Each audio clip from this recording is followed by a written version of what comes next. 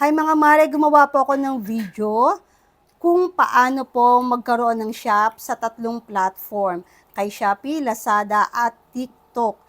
Kasi po may katanungan si Sis Dayan More, ang tanong niya, Madam, paano po magtinda sa Lazada at Shopee? Kaya ang ginawa ko ay nag-video na lang po ako para malaman din ng ibang mga mami na nagbabalak din magkaroon ng shop sa mga platform na yan. Nga pala mga mami, last year, 2024 ng April, nag-start po yung rules and regulation ng mga platform na kumuha na ng DTI at BIR. Isa na po yan sa kanilang mga requirements. Mag-freeze po kasi ang mga shops kapag hindi po nag-submit ng BIR at DTI o yung COR nila hanggang June. So, April, May, June, nagbigay sila ng 3 months to comply yung mga requirements nila. Kaya kung gusto nyo magkaroon ng shop sa mga platform, kailangan nyo po muna kompletuhin ang requirements nila. Kasi po kahit gumawa kayo ng shop na wala kayong requirements, hindi rin po kayo makakapag-upload ng mga paninda. Napaka-importante na kompletuhin nyo po muna yung requirements nyo. Then kapag na-verify nila, saka pa lang po kayo makakapag-upload ng mga paninda. So ano nga ba yung mga requirements? Ito po yun. Unang-una, dapat meron kang valid ID. Pangalawa, dapat meron kang TIN number. Pangatlo, dapat meron kang bank account. Sa kahit anong bank po, okay lang. Wag lang GCash or Maya.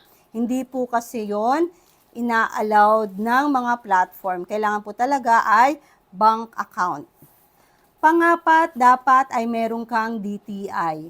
Bago ka po pumunta sa DTI, dapat alam mo na po kung ano yung ipapangalan mo sa shop mo. Minsan po yung pangalan na gusto natin sa shop natin ay hindi po approve ni DTI. Pero meron naman silang mga nire-refer o sinasuggest na mga ibang pangalan ng shop na related din naman sa pangalan ng shop na gusto natin. Kapag meron ka ng DTI, pwede ka na pong kumuha ng COR sa BIR. Yan po yung Certificate of Registration. Once na kumpleto ka na po sa mga requirements na yan, saka ka pa lang po makakagawa ng iyong shop. So, paano naman gumawa ng shop? Kailangan po meron kang mga application nila. Sa Shopee, isa lang naman po yung application. Isa lang yung application ng mga seller at ng mga buyer. Unlike sa Lazada, iba po ang application ng mga buyer at application ng seller. Ang ida-download nyo ay yung Lazada seller. Dalawa din po yung application ni TikTok. Ang ida-download nyo po ay yung TikTok seller. So, gawa lang kayo ng shop. Mag-register lang po kayo, then gawa kayo ng pangalan ng shop nyo, then isubmit nyo po yung inyong mga requirements. May verification po yan ng 5 working days. Kapag na-approve yung mga requirements nyo, saka pa lang po kayo makakapag-umpisa makapag-upload ng mga paninda nyo. Kung meron po kayong mga katanungan pa about sa paggawa ng shop, gagawan ko po ng video, mag-comment lang po kayo sa baba.